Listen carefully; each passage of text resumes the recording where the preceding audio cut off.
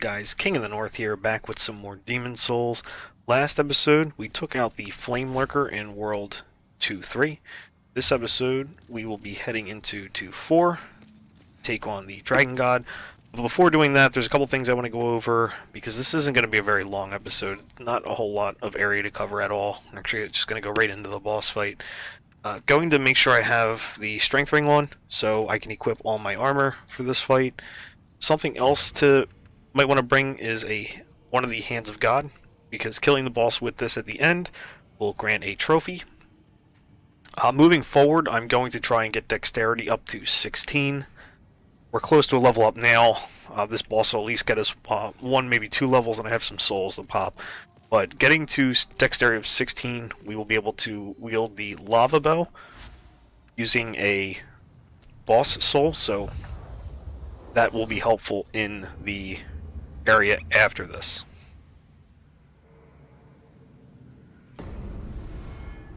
So as you see, the zone is in pure white right now.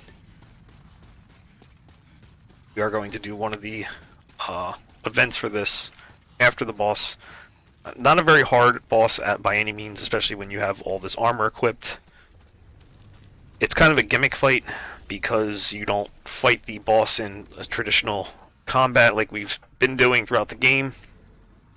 We will be hiding behind some pillars and breaking columns to get to these, I guess they're like harpoons, to shoot at the boss, which will bring the boss down and allow us to finish him off.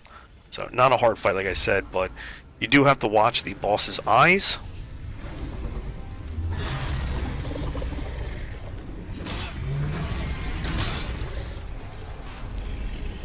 Okay, it's looking away. I'll grab this real quick. Hardstone chunk. When his eyes are red, he's kind of alert. He mainly looks over there. There's one item we do want to grab over here, though. The Dragon Bone Smasher. Now, if you're familiar with the Dark Souls games, this is basically the Foom Ultra Greatsword of this game. It's super heavy, super slow, but super powerful. So, as you see, when he's not really like looking, well, I mean, he's kind of like looking over here right now, but this one was easy to take out. Here, you want to be a little bit more careful, though. As you see, I took those columns out in one swing, but that is because I'm using the Claymore right now. If you come in here with a dagger or a spear, this it's going to take you a little bit more than one hit to break those columns, without a doubt. So I'll fire the first harpoon right here.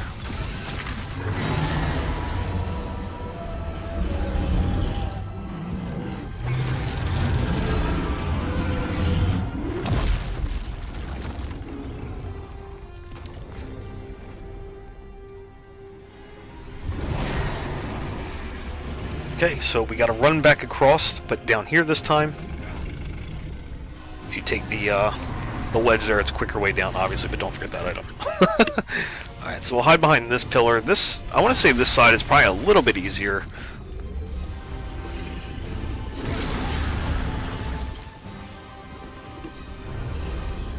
Just because the columns are that you have to break are right behind the pillars you stand behind, essentially. But he's looking right over here right now, so I'm not going to go just yet. I believe in this area he breathes fire, so you see he's like getting ready each time here, but we're quick enough to respond, at least, so he doesn't start spitting flame everywhere. Break that. So as soon as he looks off to that side right there, we're going to book it. There is one more set of columns that we have to break here. Probably throw some fire behind us, but we're well beyond his reach now. There is another crystal lizard up here.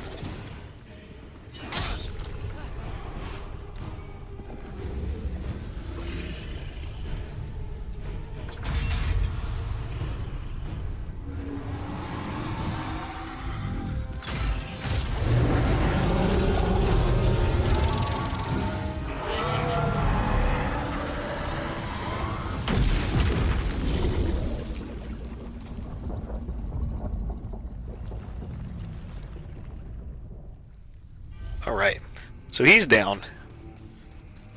I mean, the fight is basically over. You can still die here if you're not careful. He doesn't really move from that spot, but when you run up to him to hit his chin, he does breathe fire out while he's sitting there. So if you're just standing there, you'll take damage. One more item to grab here. Now, I'm going to do this the best I can. The reason why we brought those gloves, the God Hands, was so we can punch this part of him and finish him off with them. This bow does do a lot of damage, so he's got to be careful.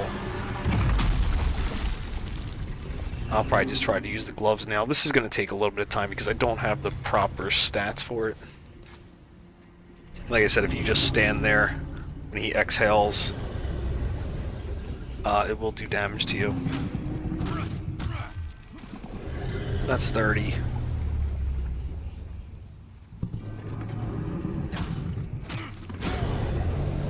That is the fire damage.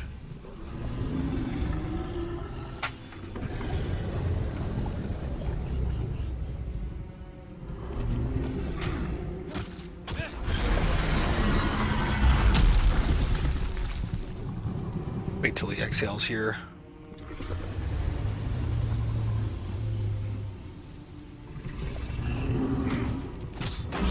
And that'll do it.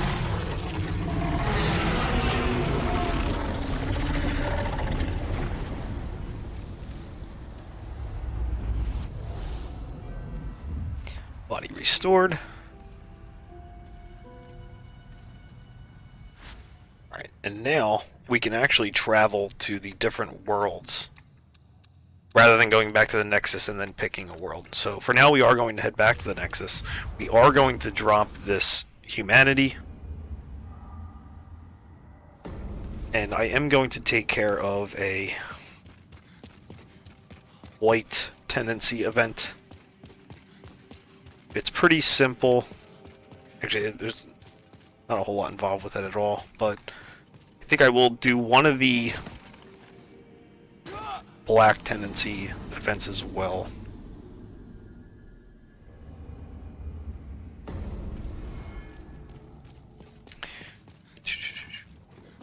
The problem is with the black tendency event,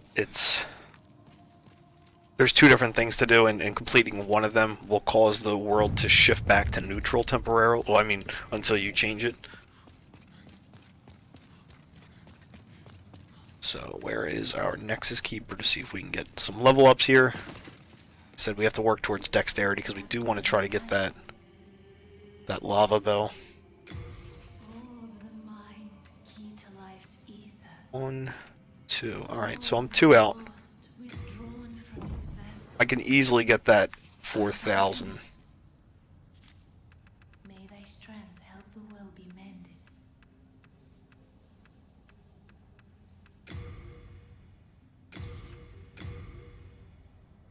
Yeah, easy. Then touch soul of the mind, key to 15. life's ether.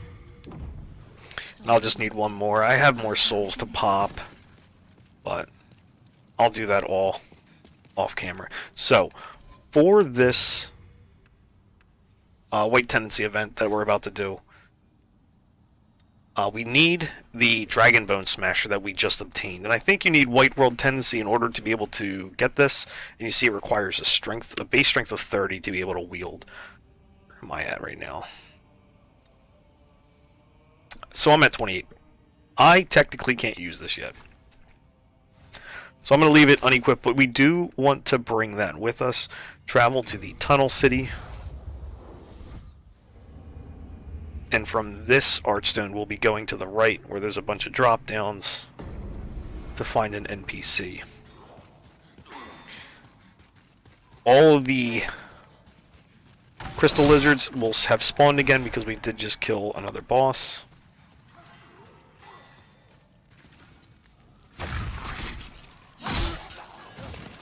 As you see, the Claymore does work on these guys, even though they're not very weak to slash attacks. So run by everybody here. No need to fight them.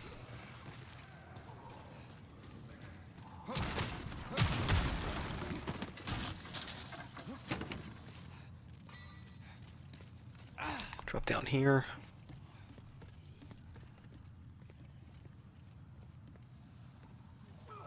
Oh my god, he bounced. Alright, thank god. I was going to say, don't tell me you're going to bounce and then fall past this board here. Okay, 2 crystal lizards here.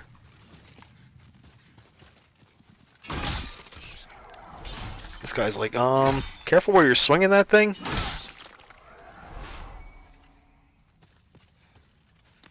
So, this NPC has an item for us, and he will give it to us because we have this Dragon Bone Smasher. It is an item that he has been looking for. Oh, there you guys. You nearly frightened me to death, creeping up on me like that. My name is Scurver. I seek treasures of the unknown. I'm impressed you've come this far. Were you guided by a sixth sense? Or just plain lucky? Either way, you're quite something. Shall we put your luck or skill to the test? Have you heard of the temple below? It is a work of art molded by the ancient burrowers to appease the bones of dragons. As a precaution, a broad sword which can crush the bones of drakes is stored in the temple. Truth told, it's the laughingstock of many a swordsmith. They say it's as blunt as a bludgeon. A dull blade, meant to slay a dragon. Curious, is it not? I would search for it myself, but I'm afraid I'd fare poorly against the demons. If you happen to come upon the sword, please, let me have a look at it. This place is incredible, eh? The bones of dragons, exuding awe. A dream come true. So, obviously, the sword he is talking about is the one that we have in our hand right now. Oh, wonderful. The arts of swordsmanship applied in a perfectly useless manner.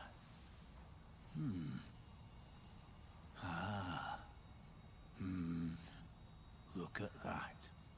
Oh, don't mind me, thank you. It was a pleasure. Please take this as a small show of thanks. Take care of this one, will you? She's a stunner. So, pure Greystone, this allows us to upgrade Crushing. Fortunately, I did grab one of those off of the rockworms down here. Actually, do I have my talisman with me? I do. Let's just warp out of here instead of going down and running to the Archstone down there. So that takes care of that White Tendency event, and I think because we had White Tendency, we were able to grab the Dragon Bone Crushing Sword. So now we want to turn the world black. There's a couple things to do. I'm going to take care of the simple one first, because fighting a phantom right now is pretty brutal. Going back at pure black tendency to the guy we just saw, we'll turn him into a black phantom. He'll want to, well, when we go down there, he's aggroed, and he casts a spell on himself that causes him to regenerate his health. So he's definitely a very brutal fight. So I'm going to go back when we're more fit to take him out. But I need to get the world to black tendency right now, and to do that, we are going to pop these stone of ephemeral eyes that will bring us to body form, or give us humanity, and we are going to take intentional deaths here to turn the world back to black tendency. So rather than me dying 7 times on recording, I'm going to pause right now while I do this, and meet you all back here when I have a black world tendency. And I've killed all of these that I can. So I'll see you all in a minute. Okay, so we are back. I believe I started with 10 of these ephemeral eyes to see that the world is in pure black tendency. When we spawn back in, you'll see the emblem. It is black and has red dots and a little bit of a swirl going on. So that is how we know we are in pure black tendency. Let me change my ring real quick, because I do want to use the item discovery ring. There's an enemy that spawns over here in a full black world tendency.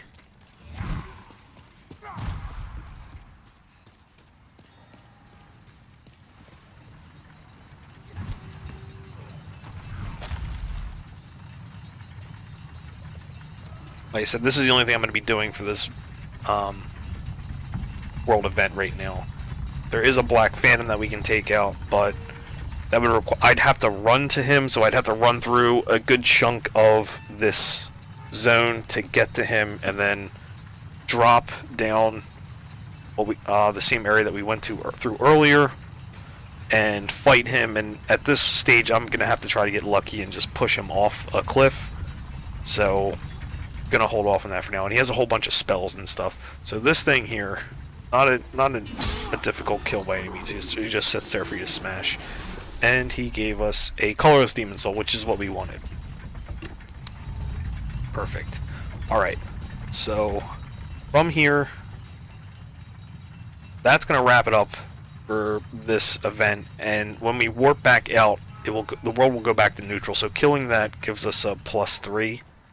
So when I complete other zones, rather than dying in the Nexus, I am going to come back here and die to lower the world's tendency again. I believe... I'm not sure if I get a humanity from killing that. Let's find out. It's similar as killing the dragon, so I don't believe we do. No, we don't. Okay. So, that is going to wrap it up for this episode, guys. Next episode, we are going to head through the inner ward. Because we killed the dragon god, that was an archdemon, I believe, is the requirement to open the fog gate beyond the Tower Knight boss. So we're going to head through there next. Very difficult area, but off camera I am going to grind out one level to get that 16 dexterity and make the lava bow. So we'll have that to help us out a little bit. So for now, guys, feel free to like, comment, subscribe, and I'll see you all in the next episode. Peace.